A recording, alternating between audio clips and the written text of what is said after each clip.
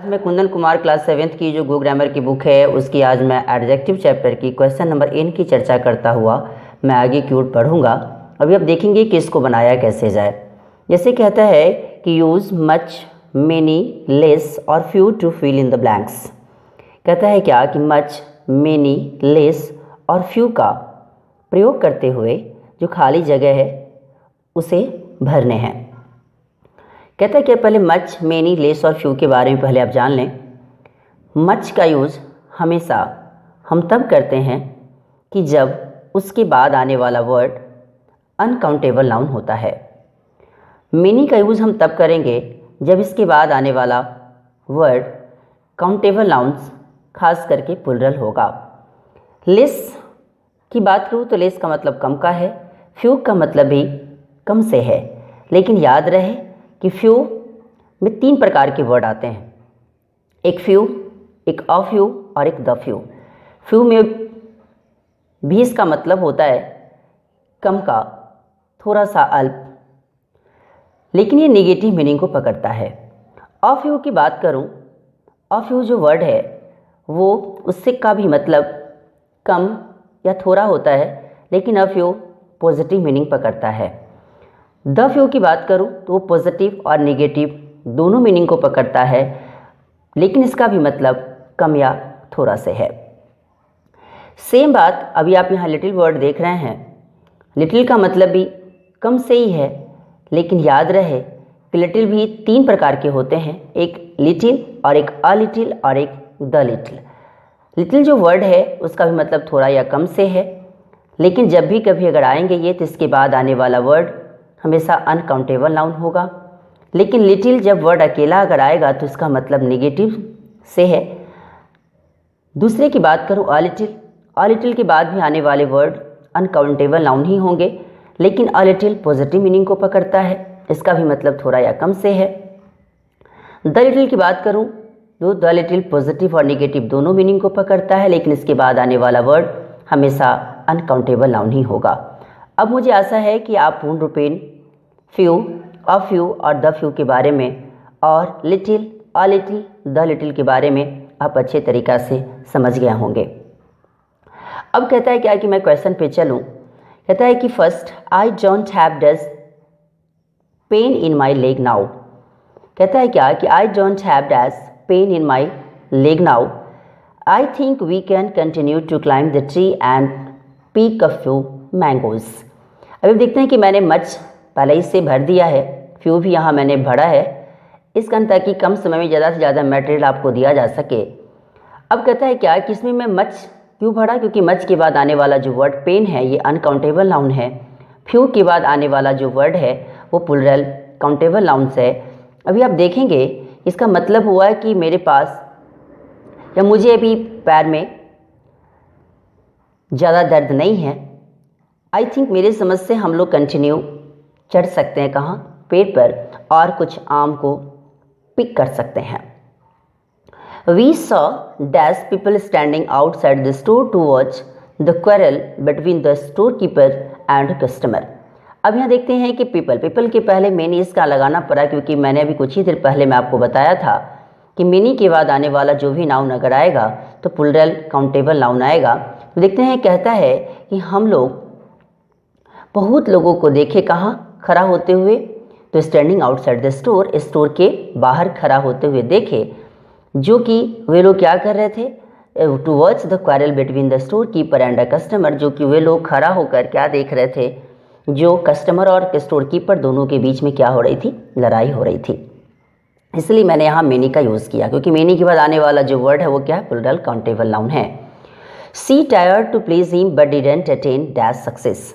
कहता है क्या कि उसने मुझे खुश करने की, she tried to please him, उसने उसे खुश करने की कोशिश तो किया, लेकिन उस पर उसे सक्सेस की प्राप्ति नहीं हुई। अब यहाँ देखते हैं क्या कि मच सक्सेस, उससे ज़्यादा सक्सेस की प्राप्ति नहीं हुई।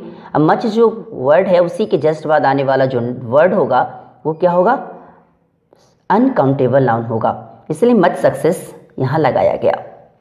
अटेन मतलब होता है प्राप्त करना या प्राप्त होना, प्लीज मतलब होता है प्रसन्न करना। If you talk dash you will listen more. कहता है क्या, अगर आप इफ़ यू टॉक लेस, अगर आप कम बोलते हैं, यू विल लिसन मोर, तब ज़्यादा से ज़्यादा सुनेंगे। अगर आप कम बोलेंगे तो ज़्यादा आप सुनेंगे। We must consume dash energy to save the world, कहता है क्या कि हम लोग को अवश्य ही कम एनर्जी को क्या करना चाहिए, बर्बाद करना चाहिए। और इतना ही नहीं, और ज़्यादा से ज़्यादा उसे सेव भी करना चाहिए, ताकि किसके लिए, दुनिया के लिए। लोग अवश्य ही ज़्यादा कम से कम एनर्जी को बर्बाद करना चाहिए। ठीक है, इसलिए मैंने यहाँ लेस वर्ड लगाया, less energy to save the world. कहते हैं the tourist visited dash places in Europe with dash enthusiasm, enthusiasm मतलब उत्साह होता है। कहता है क्या कि जो टूरिस्ट थे वो टूरिस्ट बहुत सारी जगहों को विजिट किया। अब यहाँ मेनी प्लेसेस, मेनी के बाद आने वाला जो वर्ड होगा वो प्लूरल काउंटेबल नाउन होगा। तो मेनी प्लेसेस इसी कारण लगा क्योंकि मेनी के बाद आने वाला जो वर्ड है वो क्या है, प्लूरल काउंटेबल नाउन है। कहता है कि वो जो टूरिस्ट थे बहुत सारी जगह यूरोप में विजिट किया, किसके साथ, विथ मच एंथुजियाज्म, ज़्यादा से ज़्यादा उत्साह के साथ। मच के बाद एंथुजियाज्म, ये वर्ड जो है वो अनकाउंटेबल है, इसलिए इसके साथ हम क्या लगाएंगे, मच का ही यूज़ करेंगे। इसी के जस्ट बाद अब नेक्स्ट पेज पे चलता हूँ। अब कहता है कि dash refugees to shelter during the earthquake, यहाँ रेफ्यूजीज मतलब होता है शरणार्थी। अब कहता है कि यहाँ रेफ्यूजीज जो कि प्लूरल काउंटेबल नाउन है, इसी के जस्ट पहले आने वाला जो वर्ड लगे क्या लगेगा, मेनी, क्योंकि अभी मैंने बताया था कि मेनी के बाद आने वाला जो भी वर्ड होगा वो क्या होगा, प्लूरल काउंटेबल नाउन होगा। तो कहता है क्या है कि many refugees took shelter during the earthquake, बहुत सारे जो शरणार्थी थे उन्होंने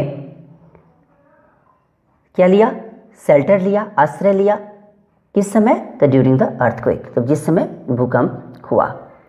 this dish will not take dash time to cook, कहता है कि यह जो डिश है वो ज़्यादा समय बनाने में नहीं लेगा।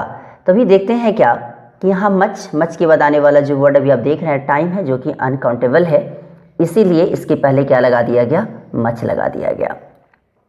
दे bought a dash twice for the children at the orphanage, ऑर्फेंज मतलब होता है अनाथालय। कहता है क्या कि वे लोग अ फ्यू ट्वाइस, कहते हैं ना कम से कम ही ट्वाइस, लेकिन ए फ्यू के बाद आने वाला जो वर्ड है वो क्या है, प्लूरल काउंटेबल नाउन है।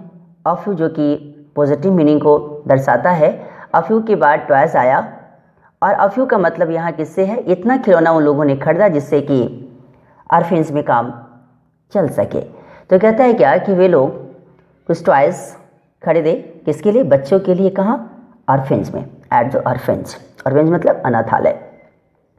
We purchased dash DVDs but later found them missing from our bag. अब यहाँ पुनः फिर अफ्यू है। अफ्यू के बारे में मैंने कुछ देर पहले ही आपको बताया कि अफ्यू जो वर्ड है वो पॉजिटिव मीनिंग को दर्शाता है। कहता है क्या कि हम लोग ने कुछ डीवीडीज खरीदे, लेकिन बाद में हम लोगों ने पाया कि वे सारे हमारे बैग से मिस हो गए थे। Give a dash slices of this cake to your aunt, कहता है क्या, पुनः फिर फ्यू है, फ्यू के बाद आने वाला वर्ड क्या लगेगा, प्लूरल काउंटेबल नाउन। तो कहता है कि चलो give a few slices of this cake, कहता है चलो इस केक के कुछ टुकड़े किसको दो, तो अपने आंट को दे दो। स्लाइस मतलब टुकड़ा। The teacher gave away a dash certificates of appreciation in class, कहता है क्या, शिक्षक ने क्या दिया, गिव अवे का मतलब होता है बांटना या देना, यहाँ गिव अवे है, गिव का पास्ट टेंस, तो ये पास्ट टेंस में चला गया। कहता है टीचर ने क्या दिया, कुछ सर्टिफिकेट्स, किसके सर्टिफिकेट्स थे, अप्रिसिएशन के सर्टिफिकेट्स दिए, बांटे किसके बीच, बच्चों के बीच, कहाँ, तो क्लास में। यहाँ अब फ्यू के बाद आने वाला वर्ड देख रहे हैं सर्टिफिकेट जो कि प्लूरल है, इसीलिए फ्यू के बाद आने वाला जो वर्ड होगा वो क्या लगेगा, तो प्लूरल। इसी कारण प्लूरल से पहले जो वर्ड यहाँ लगा क्या लगा, फ्यू, और फ्यू से पहले अ फ्यू मतलब क्या, कि पॉजिटिव मीनिंग को दर्शाता है। This building has so dash floors that you will find it difficult to find the address you are looking for. अब यहाँ पुनः कहता है मीनिंग वर्ड मैंने इस कारण लगाया कि मीनिंग के तुरंत बाद कौन से वर्ड आए हैं, प्लूरल काउंटेबल। तो अभी देखते हैं कि ये इस बिल्डिंग के पास इतने ढेर सारे फ्लोर्स हैं कि you will find it difficult to find the address you are looking for. इतने ढेर सारे फ्लोर्स हैं कि तुम्हें खोजना बड़ा ही क्या होगा, मुश्किल होगा। किसको? You will find it difficult, तुम इसे खोज तो पाओगे लेकिन बड़ी मुश्किल से। किसको? तो जो एड्रेस जिसकी तुम तलाश कर रहे हो, find the address you are looking for, जिसकी तुम तलाश कर। लुक फॉर मतलब ढूंढना, तलाश करना, उसी का ये प्रेजेंट कंटिन्यूअस फॉर्म में है, you are looking for. Okay, I paid dash because I didn't have enough money in my wallet. कहता है क्या कि मैंने कम ही पैसे पे किए क्योंकि मेरे पास ज़्यादा पैसे उस समय वैलेट में, पर्स में नहीं थे। इसी प्रकार से अभी आपने देखा कि क्वेश्चन नंबर N जो क्लास 7th की गो ग्रामर की बुक है उसकी है, उस क्वेश्चन को अभी मैं पूर्ण रूप इनकम्प्लीट किया। इसके बाद वाला जो वीडियो है पुनः फिर मैं आपको नेक्स्ट वाले वीडियो में डालूंगा।